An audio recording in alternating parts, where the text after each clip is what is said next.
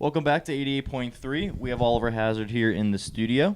They just performed a couple songs for us. If you haven't heard those, they'll be up on YouTube later. But first, tell us a little bit about yourself, guys. How did you get started and when?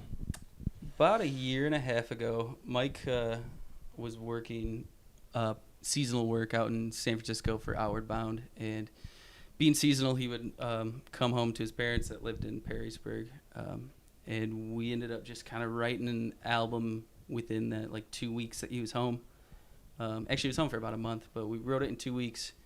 We won a free recording contest for one song.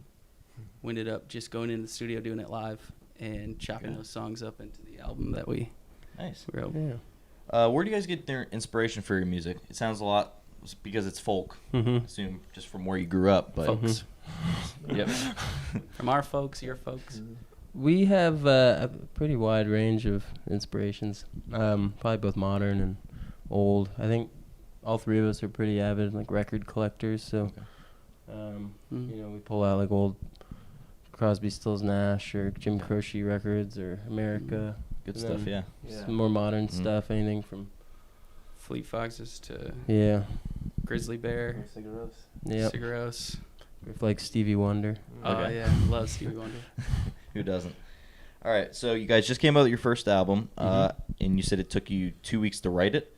Kind of, yeah. It was kind of a fluke. We weren't actually a band at that point. We were just writing it as friends, and then we sent it out to a bunch of people, and it ended up getting some traction, so then we decided to start a band. So how long did it actually take you to record the whole album once you got started? 2 hours. Just 2 hours? Oh, the whole live maybe session? 3. 3 hours, yeah. Okay. There's a couple times. It's pretty impressive, though, yeah. Yeah, it was pretty cool. So before the album was written, Mike had this bucket list of just going in and playing a dive bar show, but didn't have any material. He basically started writing a song, what ended up being the lead single, Caesar Knows, on the album.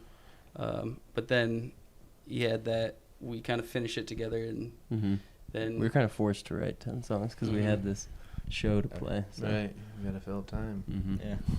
Those things. So being an upcoming band, you guys have probably played in a lot of places so far? Yeah, we're making our rounds. Yeah. All right. Where's been your favorite place that you played so far? Oh, That's an easy question. Are you kidding me? Yeah, I know. we played Bonnaroo this year, which was great. We had a good time slot for it. It was the first night. It was the first night show on our stage. And there was just a lot of people and a lot of, enthusiasm, and just it was our first big show, and we played really well. So it was nice. It was like the show that actually held up to what you imagined it would be like beforehand. You know? There were actually a lot of people who came to see us. Pretty impressive for just a new band. Yeah, we've been getting in the right hands and playing well, and yeah, it was a great time. Well, it sounds very professional. So thank you. I mean, it's good to know we're tricking people. Right. So I think the last question I have for you guys would be, for people who haven't heard your music yet, where can they find you? Honestly, everywhere that you'd think of. Spotify's easiest. Amazon, iTunes, YouTube. Did I say YouTube? Yeah. Apple Music, obviously that's iTunes. Yeah. I guess we can hit Spotify again since we said that. Spotify. Yeah, our website. Honestly, I think every major publication of music. Good. Yep. Where's your guys' next show? If anybody wants to come out and see you. So we're actually throwing a music festival of our own in our the hometown that we wrote the album. It's called Waterville, Ohio. It's about 40 minutes from here. It's on August 31st. It's in 10 days, and we're shutting down the streets of Waterville, putting a stage Single street. Every one of them. Putting a stage in the middle, and we're throwing our own little festival. It's just gonna be a couple bands and us, and it's for us to better, kind of hang out with our community and let everyone know that we're we're here for them, and hopefully they're there for us. So Good. That isn't our next show, though. Our next show is Thursday night in Cleveland at the Beachland Ballroom. Oh yeah, we're playing with a band called Mount Joy. They're a really cool band. So all right.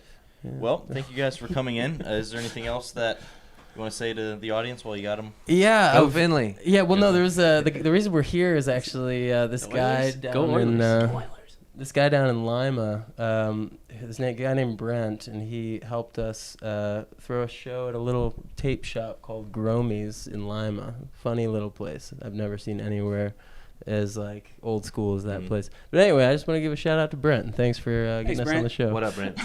Everybody's important in the music industry. All right.